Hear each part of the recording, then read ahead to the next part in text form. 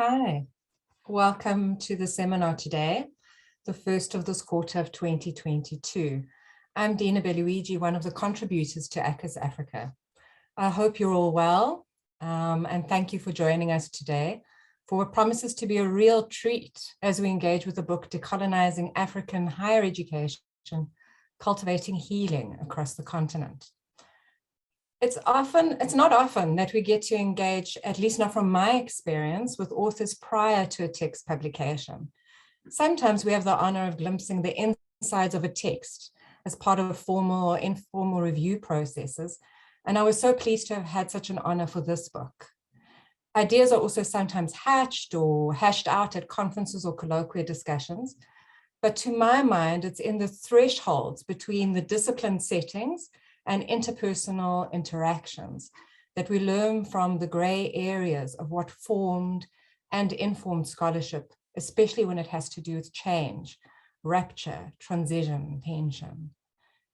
In this case, we have a dedicated period of time today where four of the authors of the book Decolonising African Higher Education, Cultivating Healing Across the Continent, which is to be released in May, we have a dedicated time for them to talk with us, sharing their intentionality about the text as researchers and as practitioners in higher education. The book was edited by Chris Knaus, Takako Mino, and Johanna Serotto, all joining us today, who will follow me soon to introduce themselves as they feel is apt and to offer reflections of their orientations to decoloniality. We also have one of the chapter authors here too. Thank you and welcome to James Isabellier, who will be presenting about the work of recentering at Kyambogo University that's in Uganda. Each of these colleagues are based within different institutions, different networks, affiliations, and countries on and off the continent of Africa, and are positioned within various assigned or unassigned leadership positions. Today, we welcome their generosity in sharing their intellectual leadership with us as fellow scholars of the university via the ACUSAfrica network, which for those of you who have joined for the first time today, is an organically constituted network of scholars and practitioners across the world who are informed by and hope to impact on the critical study of higher education, and in the hopes of finding other plural ways to study and to think about universities with emancipatory intent. I'll paste our website into the chat. Let me do that now.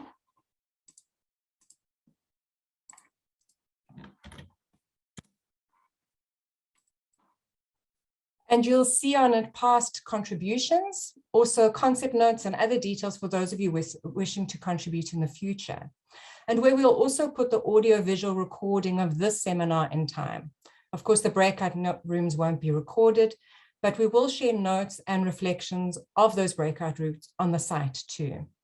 A big thank you to the CRISHET team for facilitating that process, and especially to Jenny Dupree, who you'll hear from later, who was instrumental in organizing the logistics of this event. So for the next hour, we'll hear from these authors, where you are encouraged to take notes, make comments in the chat, and to post to social media networks to enlarge the conversation that we are having. You're welcome to use the ACUSAfrica hashtag to add to your postings if you do so on Twitter or via Facebook. I'll add it to the chat and you can add yours too. On the hour, we will begin to engage more directly with each other. First within a Q&A session that's facilitated by Joseph Baziraki of CRISHET, and then breakout rooms for more intensive in sharing and discussion within smaller groups. So please do utilize the space to think through things, to hear from and with fellow scholars. Decolonization, decoloniality, indigeneity, Africanization, they are topical and have been generative of thought and praxis in higher education and beyond it for a considerable period of time. They're also contested and increasingly critiqued. I find it really exciting to see authors of texts that are related to the questions, the commitments, and the politics that these terms raise within the participant list, in addition to those who are presenting today, of course. So this will be, as I said at the beginning, a real treat. Thanks again to Chris, Takako, and Johannes as editors for this session. I'll now hand over to you to introduce yourselves, your thinking, and your book, Decolonizing African Higher Education, Cultivating Healing Across the Continent. Good evening, and thank you all for coming. This is a very special day for us. I want to start by thanking our publishers, our publisher, co-editors, contributors, organizers of this event, and everyone who helped make this book possible. The call to decolonize the minds and the mental universe, university programs, infrastructures, and sites of knowledge production is incessant. Institutions such as schools, colleges, universities, and churches are continually reproducing coloniality. This book thus clarifies decolonial efforts to transform higher education from its anti-Black foundation, offering hope for universities across the continent. The contributors move beyond structural transformation to call for a global commitment to develop indigenous African-led systems of higher education that foster multilingual communities, local knowledges, and localized approaches to global problems. The primary objectives of the book are double-fold. First, the contributors make the case for why there is a need to elevate these incessant processes of higher education decoloniality across Africa. We demonstrate how definitions of decolonizing education engage contemporary African higher education context and clarify complexities of indigenous African modes of decolonial thought. Second, the contributors engage with the complicated and often contradictory transformative efforts that are contained within the heavily theorized notions of decoloniality. This book frames how Africa-based authors grapple with various levels of and orientations to higher education decoloniality, offering insights by practitioner scholars who lead within institutions of African higher education. We are of the view that since colonization maintains its influence across the continents, simultaneously engaging in multiple indigenous African recentering processes across sectors may be acquired.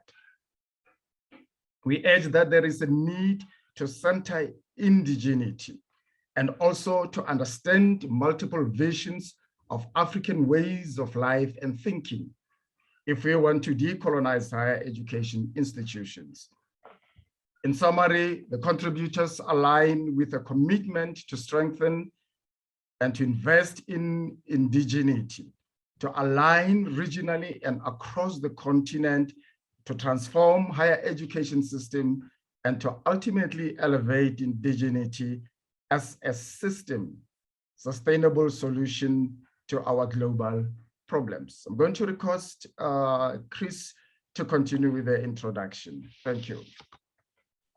Nkosi Buti Johannes, that introduction makes it sound like we wrote a really powerful book. So let's hope that all the pressure works for all the editors and authors in particular. Thank you to Dina, Jenny, Joe, and the hosting team for welcoming us into this beautiful space. And of course to Takako and Johannes for the collective effort. Sanibona, Molweni, and hello to my beautiful family. I'm honored to be here, to represent my ancestors and especially my mother and her mother before her. My family survived one of the rare genocides that are formally recognized in Nazi Germany in this case, where my ancestors gifted unresolved traumas, emotional, physical, sexual abuse for our generations to come.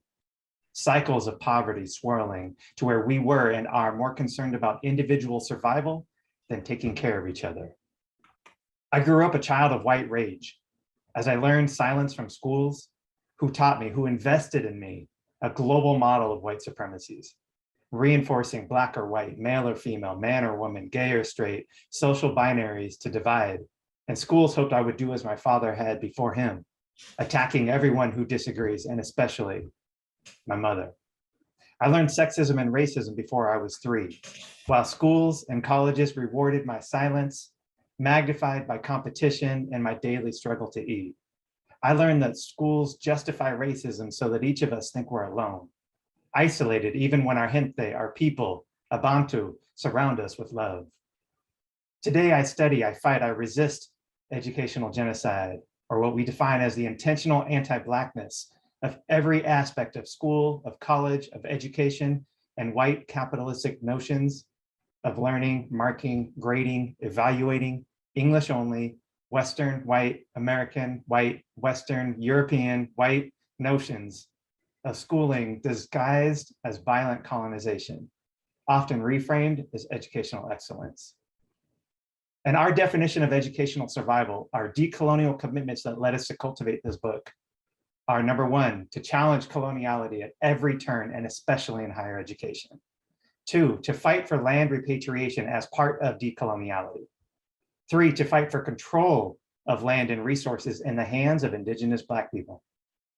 4, to challenge school and higher education as pathways towards anti-Black capitalism. 5, to create spaces and places for healing, for breathing, for soothing moments where we can remind ourselves of our purpose, of our care, of daily goals in research, teaching, and service that strengthen who and how we are in all of our languages and identities, so that we can focus on transforming our conditions, our perceptions, and ways of loving. I am Christopher Bodenheimer-Canals, and I'm honored to be here to collaborate with Johannes and Takako, with James, with each of you, to represent my ancestors, and especially my mom and my grandmother, so that we can begin the healing that higher education must bring. Mic pass to Takako. Thank you so much, Chris. And thank you, Johannes. Thank you, everybody, for being here and for this opportunity to share. My name is Takako Mino, and I am a Japanese American based in Uganda. I am a teacher, and I'm also a student of African cultures. I believe that I have become a better person because of learning from African indigenous knowledges and cultures. I first came to Uganda as a student in 2009, and I returned 3 times to East Africa to implement debate and public speaking programs in schools. What deeply moved me during my time in Uganda and in East Africa was people's sense of humanity, this spirit of caring for one another and leaving no one behind, and the spirit of sharing no matter how little one had. My encounter with this richness in the human spirit inspired me to think about how education could be if they were also rooted in the cultures of local communities. So I've decided to explore this topic of learning of indigenous knowledges, both as a scholar and as a teacher.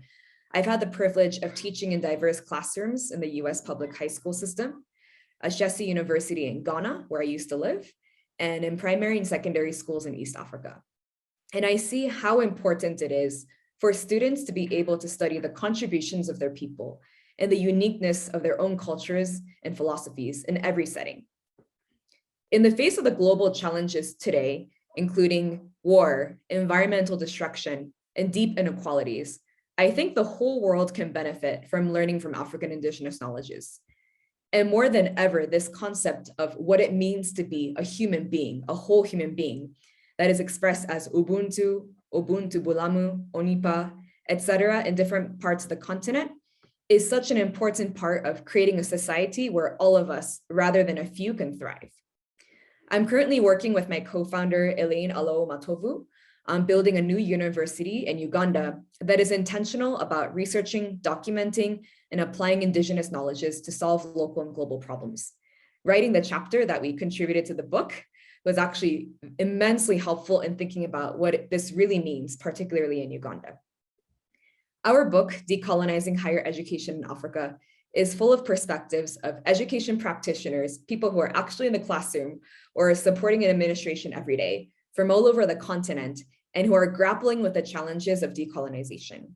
And the chapters cover topics including theoretical perspectives on centering African knowledges and curriculum transformation, faculty perspectives on localizing curriculum in Zambia, issues of language in Djibouti, decolonizing physical education in Ghana, and then also the vision of our upcoming university in Uganda.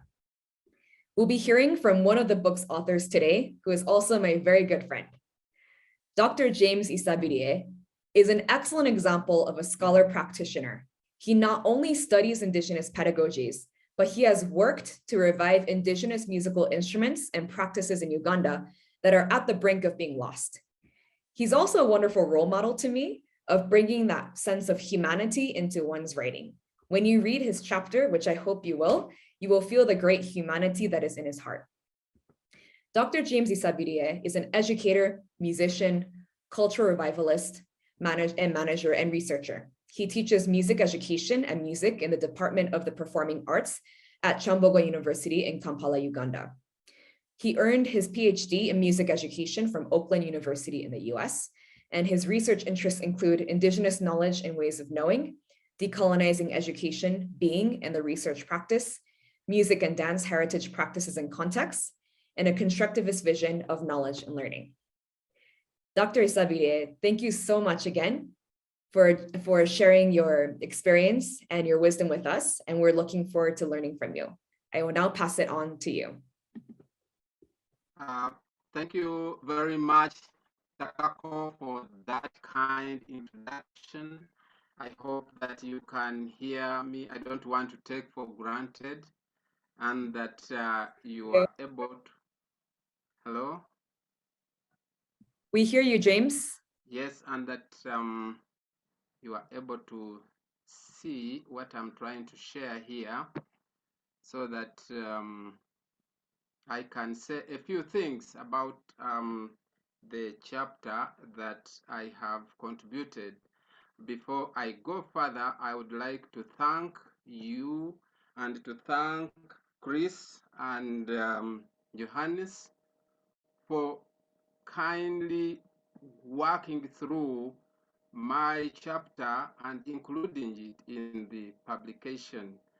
I think I can't take that for granted, but it was really great effort that it is there. I hope you can now see my screen. Yes. Thank you so much.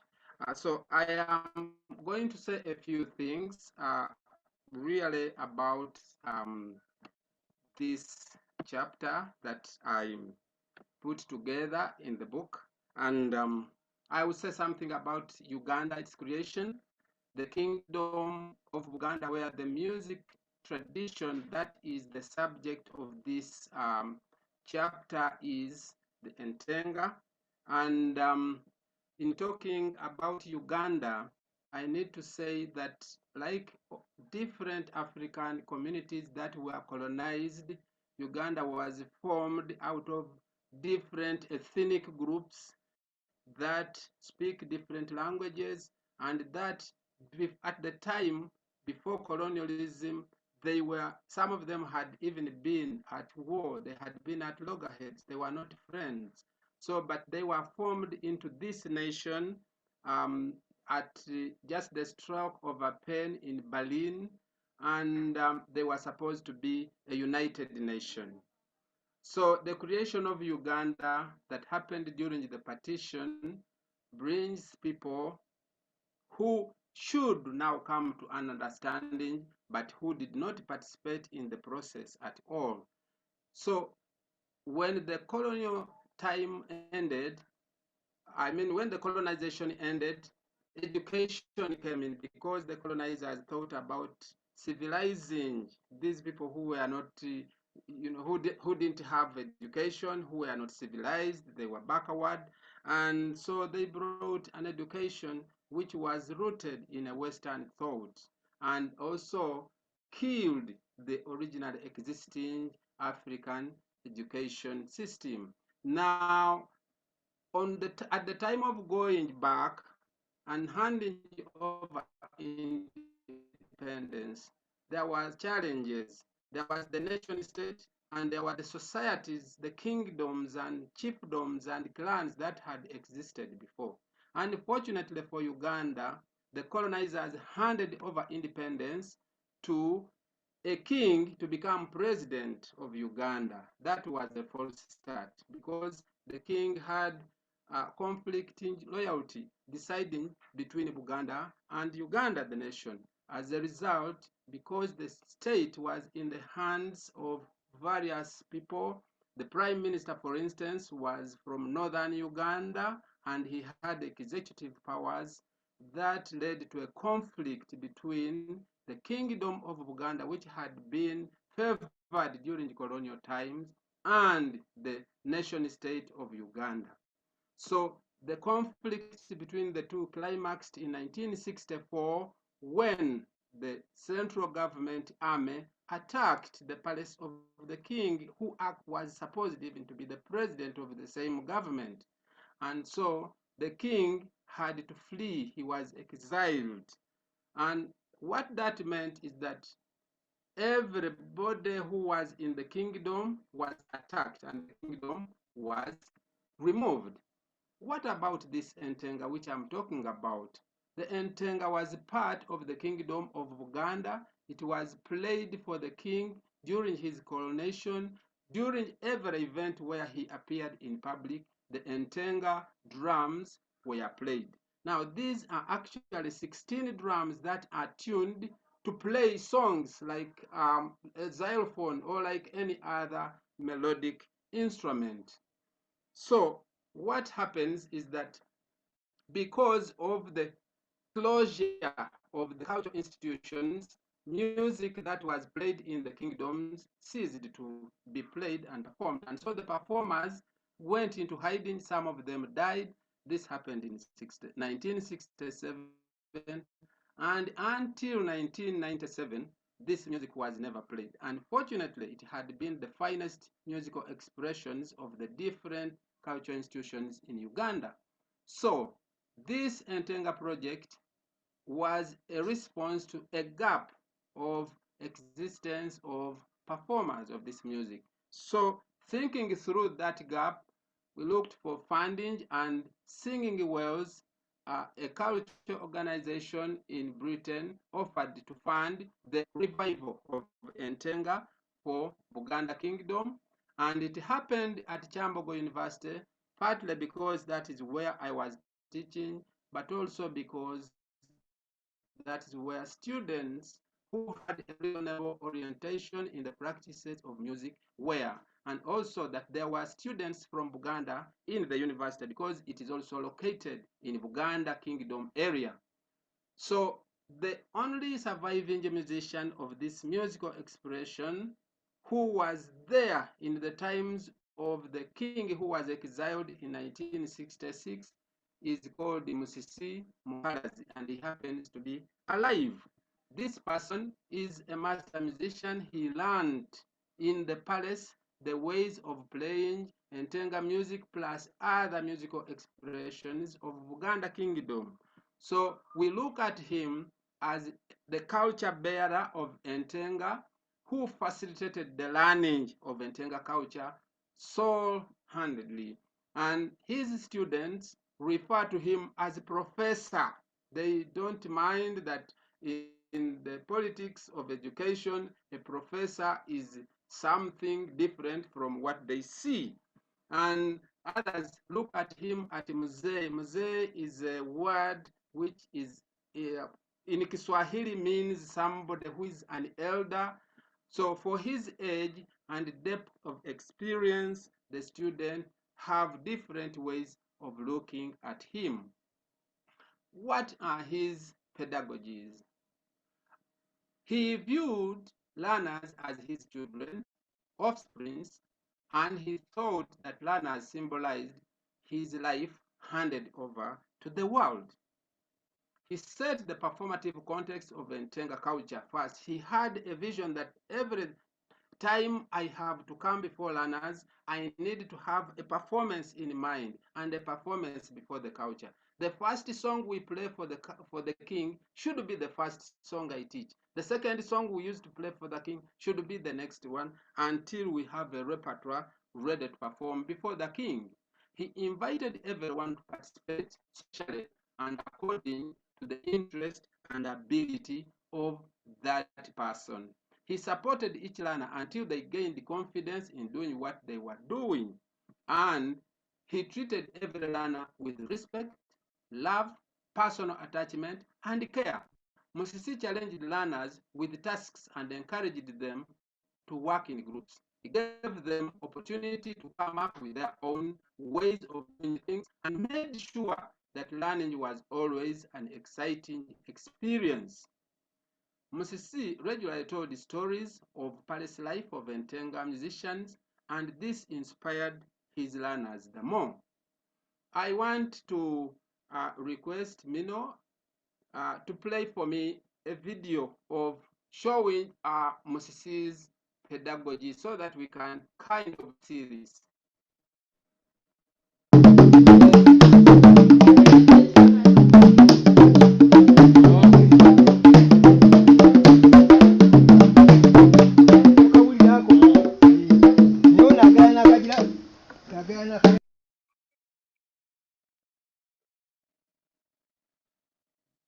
Yes, please play the second one, and then I will talk about them together.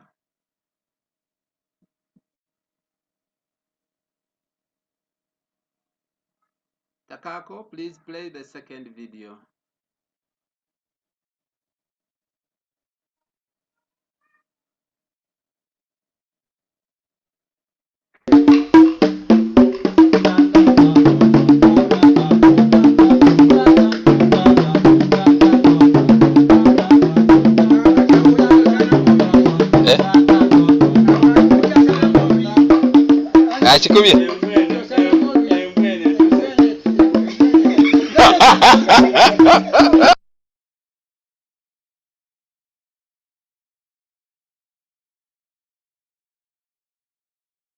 Yes, so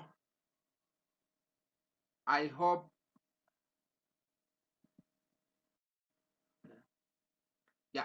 that that gives a glimpse. But what I need to say, I hope you can hear me. Hello? We hear you, James. Oh, thank you. I wanted to say that from the videos, we see how Mrs. has a personal attachment to the learners and to the whole reason that they are here. He really values them, and they are so free with him because he regards them to be his offsprings and gift to the world when he lives. So the new Entenga generation of musicians was created through learning of Entenga music repertoire, and also that because of the experiences, they became proficient and they were invited to entertain at coronation anniversaries of Buganda Kingdom, to perform before the king in 2016, in 2017, 2018, and 2019. And all this was only disrupted by the coming of COVID. The new generation of Entenga musicians, therefore, were always acclaimed and regarded in public. On one occasion, the king actually invited them to a public handshake. I'm going to request again Mino to play for me the two videos. The first one of the performance of Entenga in public, and the second one of the invitation to the king's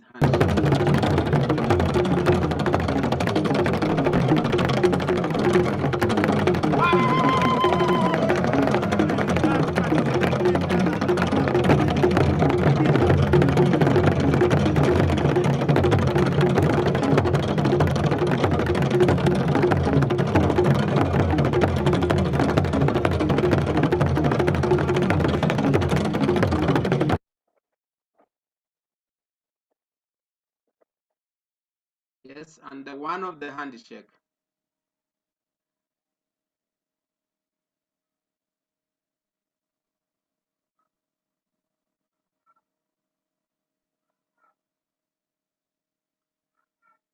Go ahead of the handshake.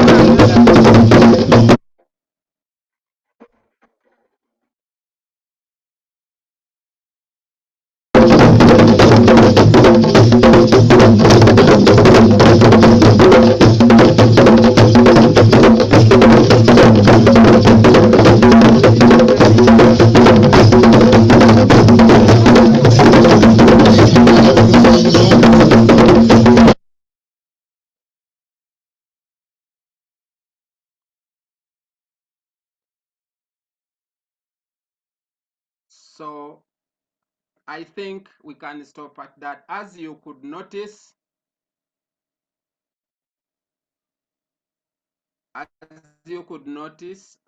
from the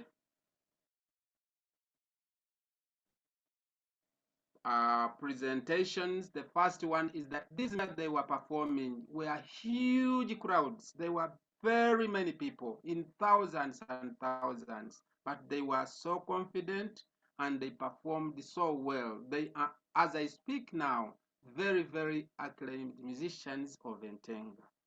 And as you could see from the moment, first of all, it is not usual for the king to call commoners, people who are not royals, to come and shake his hand in public. That was a special honor, and this is the kind of thing that Musisi had been talking about when he was teaching. So it was really an actualization of something which they were told and which they looked forward to. So what is there to be said about these indigenous epistemes and that are represented in this? Higher education is a great place for learners to consolidate their contact with the culture, a field. Thus, it should ably conclude the process of connecting learners and learning to a community of practice. And indigenous epistemes can engender creation of communities of practice through learner social participation in solving their personal and collective learning problems and real concerns in society. Indigenous epistemes involve recognizing and valuing of learners' capacity to co-create knowledge and engage in innovative, well-contextualized problem solving through searching and researching, which might be rooted in logics other than Western ones. In conclusion, I argue that every field in the academy has masters of their practice who might offer meaningful social and practical engagements that connect learning and learners to being in a field and to life. It is those masters, if and when invited into institutions of higher learning, who might engender ways of knowing that are indigenous in the cultural and professional contexts of a field and move education practice away from the traditional to an applicable and relevant vocation of today and tomorrow. That is the end. Thank you for listening to me. Wow. Wow, James, thank you very much for that presentation. I enjoyed seeing the smiles of the drummers, and just imagined if all forms of learning and of doing one's work could be performed in that way with those kinds of smiles and that kind of joy. So thank you very much for bringing to the world this gift that is in Uganda, a country I also call home, you know, so that it can be shared very widely. So this is now the time to invite questions, and the questions can be directed to James or to the editors of the book. One of the things, of course, that I see is standing out from the conversation so far is centering indigeneity. And so you're invited to, if you have any questions, any contributions around this topic. And I don't see any in the chat. But as people prepare to ask questions and to raise their hands, I always have a question around when we're dealing with higher education and its stance, which really is rooted a lot in elitism. How do we engage with, you know, with an approach that, for example, that we see is coming up here, that has no hierarchies, has no, you know, that is broad and not like a pyramid. how does one deal with that? Have you had any challenges in trying to approach higher education differently? Because I see that in the very essence of how higher education is performed, there's a teacher, there's, you know, the Eurocentric higher education, the Western higher education.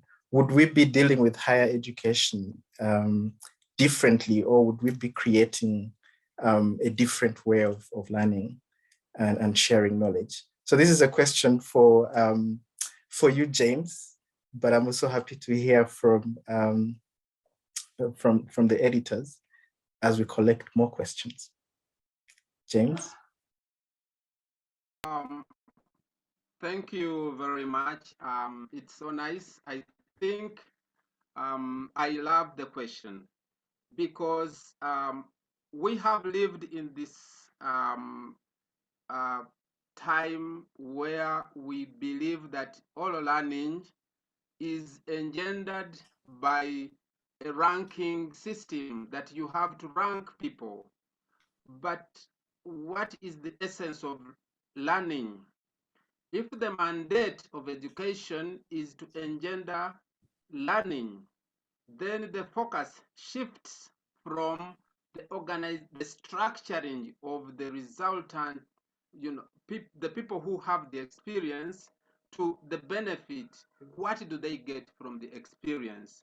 And indeed, what is key here is for us to, because now if, for instance, pilots, if somebody has lived, can you hear me? I think I lost the network a little bit. You're now back. Thank you. Oh, yeah, thank you. I need to say this in short, that the hierarchy is less of a focus. The most fundamental thing is how do we transfer the cultures, the beliefs of a field from one generation, from a people to the others. How do they come to understand their practice? I think it is through the social processes, the interface, the exchange of life. It is all about life, really, not so much about the structure. I think my network keeps jumping off and on. I apologize about this. So in conclusion, I just said that what is critical about this whole thing is for institutions of higher learning to recognize their need to to create a context where youths are exposed to their fields, to their practice, to their communities of practice, by engaging with the people who have been ahead of them, to bring their experience and knowledge for them to share, and so they can live. So this really has less to do with the structures that have been, characteristic of the Western traditional understanding of higher education. Wow, thank you. Thank you, James. Does any of the editors want to add something to that?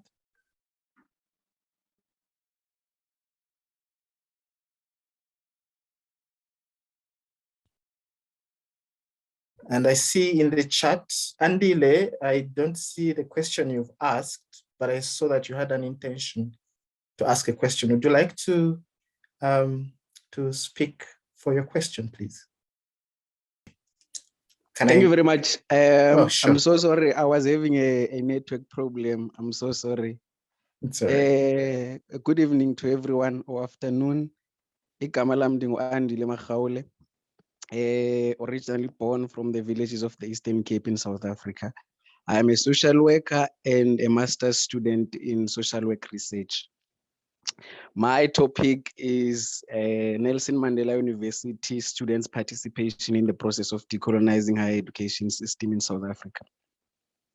The question I have, I was intrigued by the way that Dr. James described how the importance of indigenous knowledge and all that. But the question came to my mind that What does decolonization of higher education system mean in relation to the land question, which remains the source of power to maintain this kind of education that we are engaged in now, in the sense that with the land comes the economy. With the economy in our education system, the way it is arranged, it is based on financial affordability or whatever, in a way. Now the question remains, how do you decolonize the education system, whereas the land that we still sit on is still arranged and occupied in a colonial setting? The question that comes attached to that is the question of language. I've been wondering that we're all talking about decolonization. How do you decolonize using a language of the colonialism? Because in language, the language that we use, for instance, if I may not take your time, I'm using a closer language at home. I'm using English language at home. When I'm in school, I have to first translate my knowing closer to in English, of which white people or those who are using English as their mother tongue language, they don't have to pay that responsibility. They just understand the content. And to me, the content, it's distant in a way that in our closer setting where we're situated and all in our life experiences, which informs our knowledge and all that, is not included in the system based on the language issue alone. I'm not sure if my question is clear, but I'm sure Dr. James and other they can respond to the issues that I've raised. Thank you very much for the time. Yes, thank you very much, Andile, for that wonderful question. I think there are a number of concerns, and I think we need to, first of all, draw a line between the indigenous knowledge systems and also the indigenous ways of acquiring a culture. I think also sometimes when we talk about acquiring a culture, we narrow it down to the African cultures. But a culture can be any industry you think about, even computer, whatever. These are all communities of practices. And the way you become, it is a process of becoming. I think I got lost a minute. Yeah, So for a few seconds. Maybe try without video. Okay. Try without video and let's see if the connection is stronger. Yes. Can you hear me now? So yes. I wanted to say that the whole point of transmission of cultures is a concern of all times. It is a concern of all communities of practice. Whatever we engage in, that is the key thing. And like you rightly said, once we look at transmission of knowledge and skills from the Western way of looking at things, the child doesn't know anything. They don't think. The teacher is all knowing. He's so powerful, and this is the kind of education we inherited and which has been in Uganda since independence up to today. We are actually struggling to find a new way of engendering learning among our young people. So yes, there are challenges about languages, and there are all these things which have come with the stay of a Western type education for so long in Africa. And now the issue is looking at what indigenous ways of learning are. Many people think that it is all about returning the traditional values of Africa, which now are called the traditional values. But there are things, there are deep-seated philosophies in the ways that the African ways of transmitting cultures happened, which were killed without being studied. And scholarships now is unearthing those qualities and showing how strong and how powerful they should be, even in engendering acquisition of cultures in different settings and in modern settings. This is the whole argument. And yes, the issues of language can be there, but what about those places where they retained their own indigenous languages and have never used English?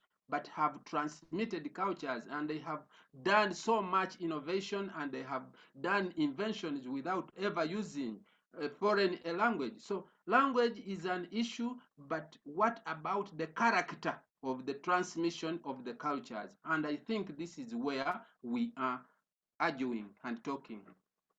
Thank you.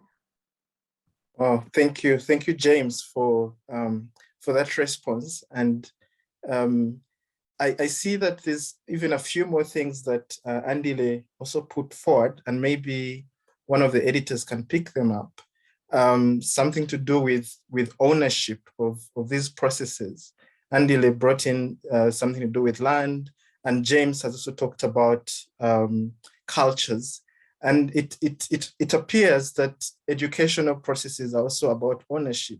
Whose knowledge, who owns this, who owns what is being transmitted, who can rightly claim to be part of that.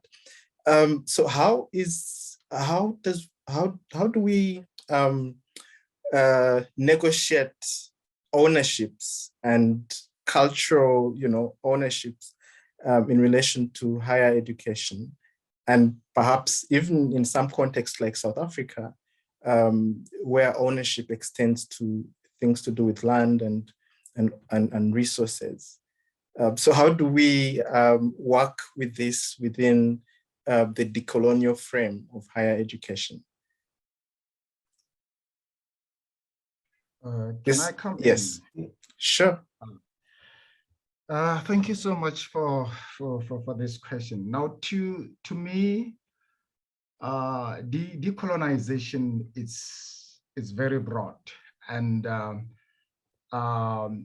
it has to take into consideration, for example, dimensions of human injustices and the issues around the geographical, the spiritual, and also the linguistic hierarchies.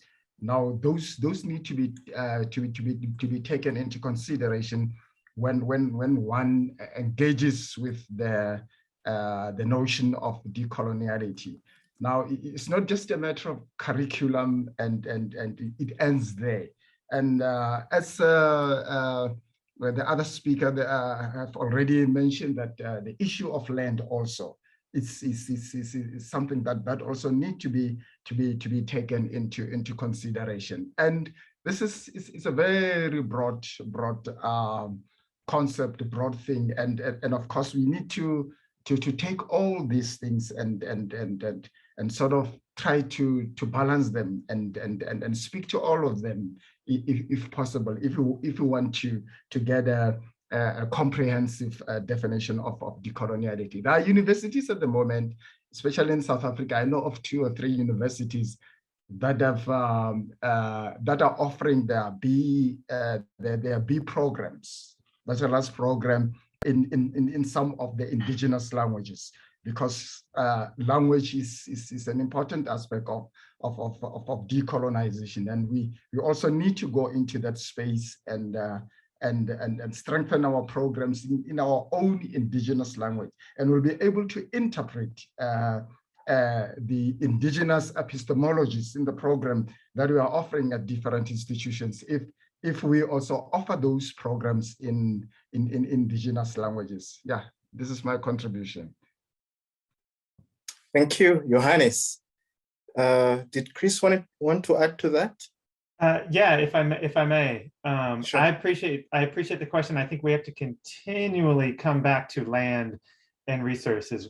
We cannot decolonize one aspect of society, higher education in this case, without decolonizing all aspects of society. Otherwise, we set up the decolonial process to fail, which is what I would argue we have done very well in South Africa. We said, you higher education, go be institutional, commit, but without changing the way that we think about publishing, without changing the way that we think about which languages get published. I love the examples of Isabella, but not just teaching some things.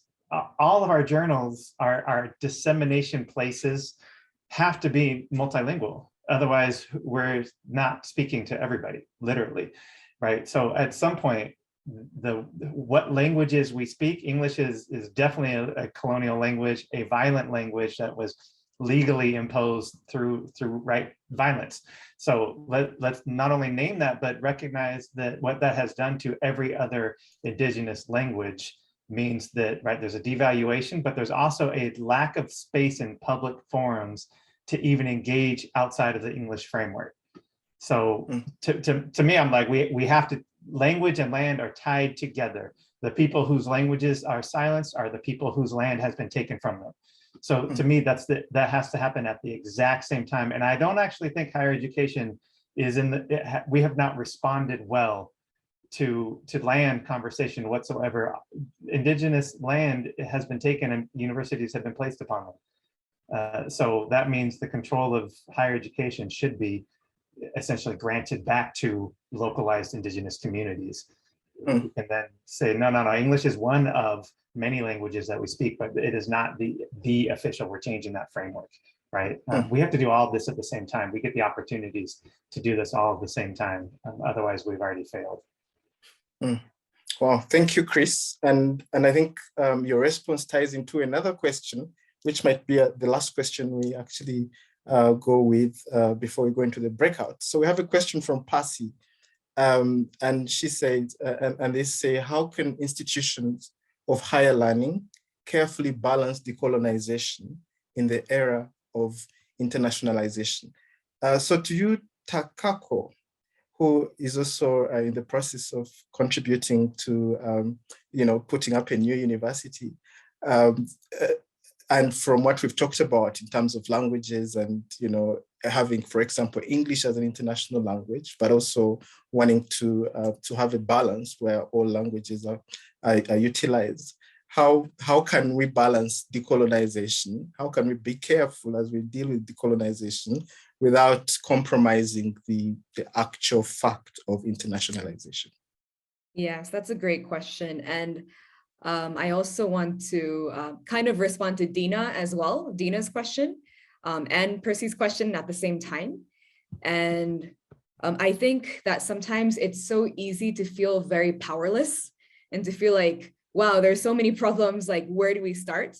But I think writing this chapter with my co-founder was actually a very generative process. I think it created a lot of value for us because rather than saying, okay, this is wrong, this is wrong, this is wrong, and being fixated on that, I think we were able to ask questions of what if, how can we start from where we are and create something that can help to challenge some of these things step by step.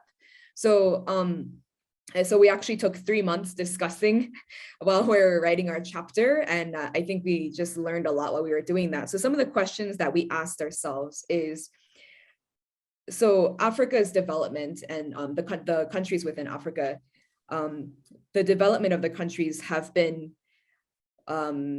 basically blocked, or the natural development path has been blocked, where the cultures that would have developed on their own and continued to go into kind of melding with all the different other cultures and continue to develop on their own, kind of didn't have the opportunity to develop.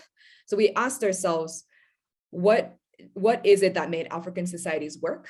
What were the underpinning values that we can go back to? And what can we do in a practical way? We're not saying that we have to go back to the way things were in the past, because it's too late to do that now. That's not possible. We can't live in the same way people lived 200 years ago. But what values can we learn from indigenous philosophies and practices and even proverbs and folktales that can help us understand what held these societies together, what made them unique, and how can we go back to those and infuse those values into creating our university, which will hopefully contribute to creating knowledge that will help society as well. So the value that we actually went back to is a concept that is called Ubuntu Bulamu within Luganda, which is one of the languages here.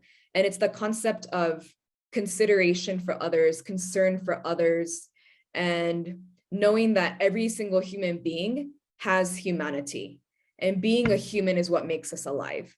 So if we want to make this value the ethos of our school, what is everything going to look like? And it does involve balancing a lot of things. So for example, how can we make sure that our students are able to have the opportunity to explore indigenous knowledges and know that it's a legitimate form of knowledge, while also being equipped to be able to basically express themselves in positions, in places where they can only access if they're able to develop certain skills and talents.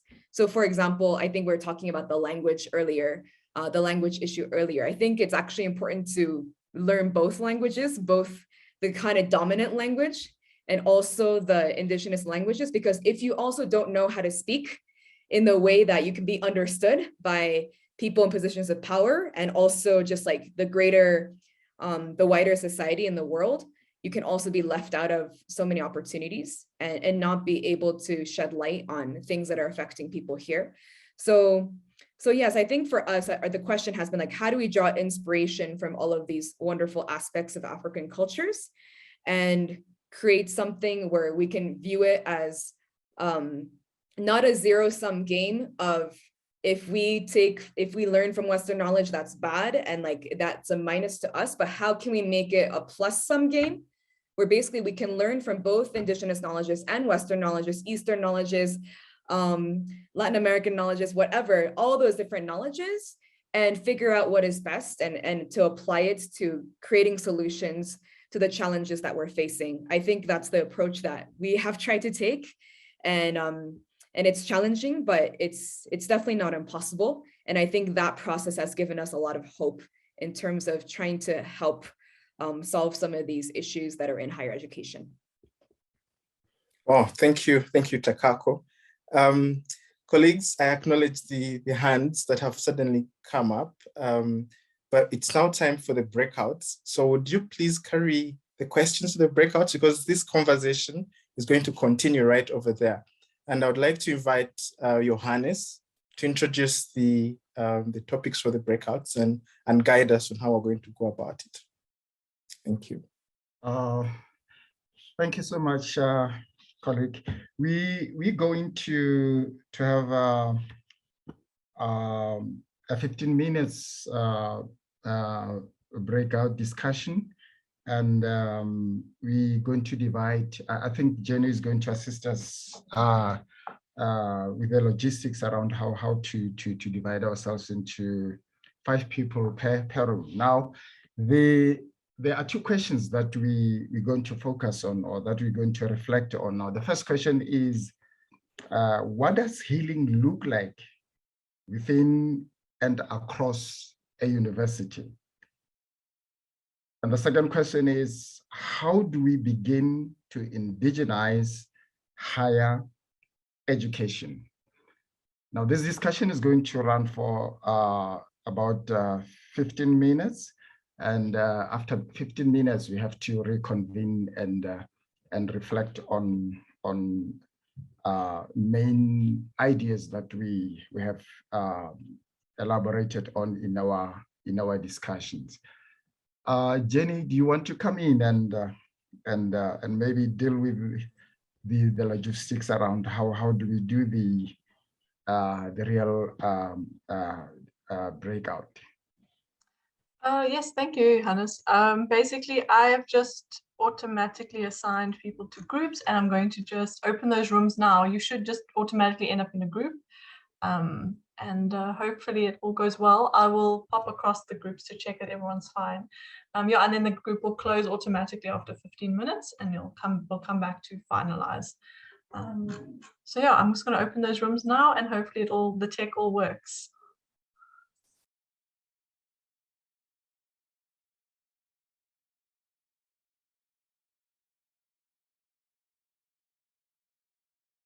Right, welcome back from the breakout sessions. I hope you had an exciting group like I had. We already have somebody who is going to be a Vice Chancellor of a transformative university in a few years to come because of his passion around decolonization and how it would work. So we will use a few minutes. I noticed that we've shot, but I'll ask for guidance from Dina or from Jenny, how much time we can use for harvesting and how we can go about that. Could we use 10 minutes still?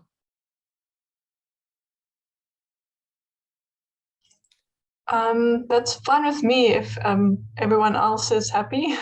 I know obviously some of the attendees need to leave. I know we are running a bit close to time. That's completely understandable as well. But yeah, I think it'll be great to hear a bit about what happened in the breakout discussion. Yes, but I also noticed the participants have reduced a bit, so I guess the groups have, will have fewer feedback. But so yes, I invite colleagues to share with us the beautiful things that have come from their groups.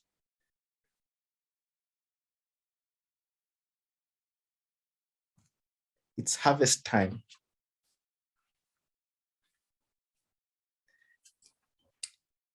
If I may, I just wanted to say we had some really interesting conversations, but there was something that really resonated yeah, Khasali, you sort of played with a metaphor of dreaming in the questions. I don't know if the editors are all here, and sort of speaking about how, in a way, the university is a living process, and we're involved in dreaming ourselves as we live through this process. But he was also talking about how we can acknowledge what has been done as we think through things. So think of the archive, in a sense, of dreamscapes that we are inheriting and working within, which I thought was really interesting. But also the idea that nightmares as well exist within dreams and need to as we move forward. And then the other big thing is, what do we do with alienation that emerges when we begin to speak about indigeneity, Africanization? How do we work with those so we can wrangle with some of the politics involved in a productive way without creating toxic spaces or alienation? Thank you, Dina. Our group, incidentally, also used the metaphor of dreaming to respond to the first question. So it looks like we have a shared kind of consciousness across. I'd like to hear from other groups as well. And you're so welcome to put in the chat a statement or two from your group, what really stood out from the discussions. But we'd also like to hear some voices. Andile, would you like to share something from our group in a minute or half a minute as other colleagues come on board as well? Okay, can I just discuss 2 points that we raised that I think stood out for me? One, when we engaged in question 1, we spoke of a student-centered education system. When in our efforts to try and heal the higher education system, we must do away with the education system where students, they just sit there and receive information from the lecturers as if they don't know anything, or they are not having any knowledge from the interaction with their own societies or their own world. Rather, we should take an approach of a student-centered, where students in the classroom, they are allowed and able to share their own experiences in dealing with their own world, to close the gap where you find out as a student, you're in a classroom, but whatever you are learning is so distant to your own realities in terms of interacting with your own world. I made an example of poverty. You learn about poverty from a book that was done in America, but you're in Africa, it has got a different definition and different meaning. So part of healing will be allowing students or whoever is engaged in the education system to be able to share their own indigenous knowledge, their own experiences, to try and heal and close the gap between the two.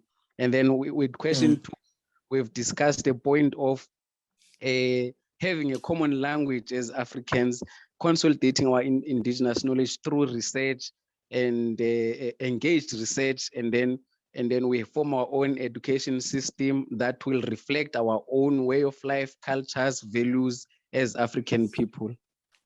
Thank you very much. Thank you, Andile. Okay. Any other group that can allow us to harvest from them? Michaela, did your group have something to put forward for us? Oh, there it is. Michaela's put it in the chat. I thought we were pressed for time, so I thought I'd pop it there while somebody was speaking. So our group focused mostly on healing within and across the university. And it was brought to our attention that students feel very alienated by the language, coming from rural settings, or if they're second language English speakers. It's almost like an exacerbation of the wound for them to come into this completely English speaking environment. But on the positive side, it was noted that there are steps towards healing, where there are tutorials and support staff that assist the learners in their home language. But what was very imperative was to act out Ubuntu, actually practice it, so that engagement and conversation could take place, so that those looking to treat the healing or cause the healing could be aware of symptoms of decay and deep-seated colonial issues. Thank you, Michaela. And I see Edward's hand up. Please go ahead. Yeah, thank you. So in our group, we're also looking at healing in education. And the main things that came out was that of confronting the issue of what really is the purpose of education. I hope Monica will highlight more on that one. She really brought important aspects, such as, what is the history of our education, and does it really serve the purpose? She talked of issues of alienation, how education institutions alienate learners, for instance, in boarding schools, where boarders will be in school and they are detached from the reality of their society. And so I think healing should be able to, to highlight the real issues that are happening in societies. And then we talked also of pedagogies of healing that recognizes the importance of the learner's voice as well as their prior knowledge, and the practical aspects of Ubuntu in education. I think those are some of the issues. I'm sure some colleagues would add some. Thank you.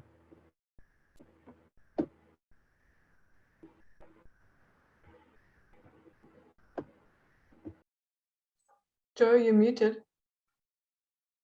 Oh, sorry. Thank you. I'm sorry about that. Thank you, Edward.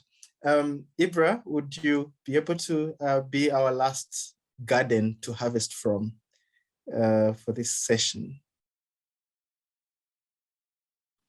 Hi, can you hear me? Yes, sure. Well, there was a point raised about healing by Shirley, who said that healing is I can't quite represent her words exactly, but the anti-Black violence and the oppression is so ongoing and so long established that healing is like an ongoing thing. That was one point that she mentioned. There was something else that I also mentioned as well, and I talked to Johannes and I had a brief exchange about, and that was in relation to epistemologies in the global South, African specifically epistemologies, and how as an academic from a Western university, I'm from Queen's University in Belfast,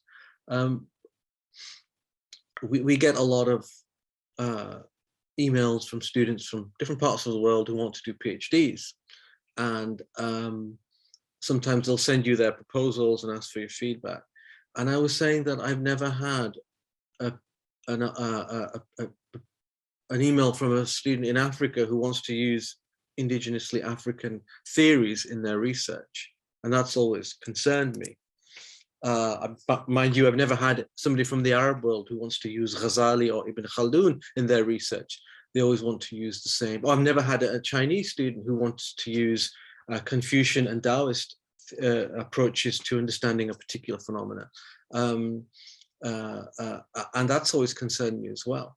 And there is a kind of an issue here about theories and the theories that students use and the understanding and awareness of epistemologies.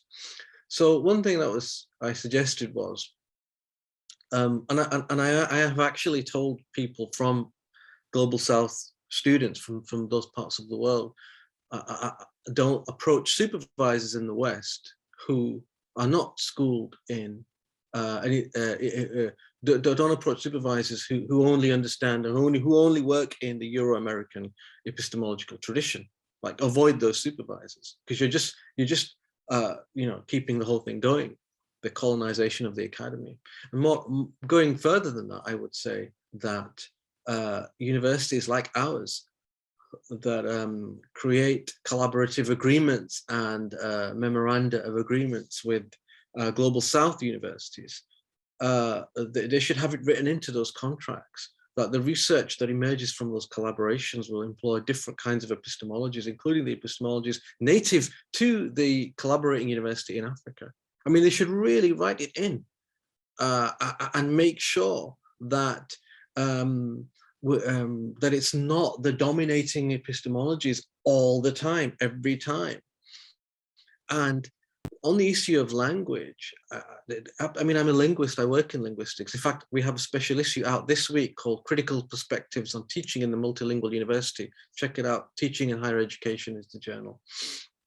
And many of those papers are on decolonization and the relation between decolonization and language.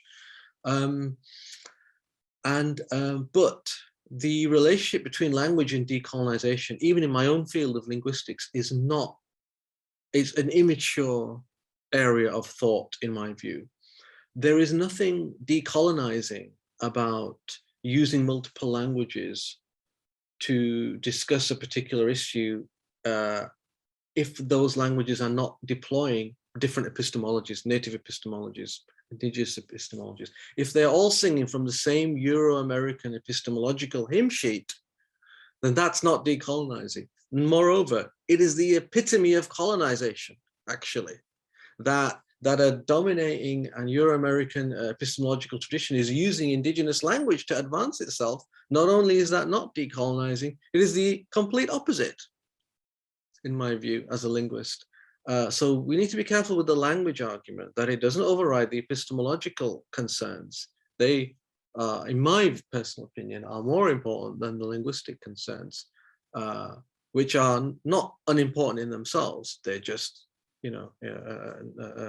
secondary to the epistemological concerns. So I think that there's an argument to be made about awareness and knowledge around these epistemologies, and people having the confidence and the background knowledge to take them up and to actually start PhD projects and research projects using them, and giving them the exposure and that's due to them, really. And also, I mean, the first university, as for the university system, well, the first university was in Morocco, which is in Africa. So, and George Makdisi, who wrote a book called The Rise of Colleges, he says that the entire Western university system came out of the Middle East and North Africa. So, it's decolonization is a kind of coming home, at least in some respects, a little bit, So that just a bit of that, really. Wow, thank you for that, Ibra. And I think it highlights two things that have come out from the discussion so far: the aspect of dreaming, of being ready to dream and ready to try and see things that are not as if they are, and try to work towards them. But also a point that came through from our discussion group, that we need to theorize this process even more, as we try to address the structure bits of decolonization. We also need to be seriously engaged in the process of theorizing how this should operate. So I would like to invite back Jenny. Thank you for the space. I thoroughly enjoyed this. Please take the space now and lead us to the end. Thanks so much, Joe. So I think I get the nicest job today, which is to just thank everyone who was involved in this wonderful seminar. Firstly, to Chris, Takako, Johannes, and James for provoking and inspiring this conversation that we've had, for your presentations, and we're really looking forward to the book. It sounds like it's going to be really great. Then also to the ACUSAfrica collaborating team, which is Dina, who's here today. Thanks for being here today, Dina. And then in their absentia, Michael Ocherefo and Andre Kiet. Thank you to them for their continued guidance and support in building this network. And then to Joe for agreeing to facilitate. A little bit, my request to him was quite last minute, so he deserves extra thanks for taking that up. And then to those people from my team who came today to support on the technical side with taking notes, with just being involved in general. That's Neil, Michaela, and Hashali. Thank you so much. It's your guys' support and work towards this project is always greatly appreciated. And finally, to all of those who managed to come today, especially those who stayed this late and joined in the breakout rooms, those discussions I think are always the most valuable. Yeah, we always appreciate the support. We appreciate the inputs and yeah, the interest in growing this network and the continued, to pick up on the metaphor that has come up today, to dreaming alternatives for higher education going forward. So yeah, I hope you might join us for future ACUSAfrica events. Please visit our website. The recording of this event will be circulated to everyone who RSVP'd, so as soon as we've edited it. So yeah, so other than that, wherever you are in the world, I hope you have a great day or a great evening or a great noon. And yeah, thanks again so much. Bye.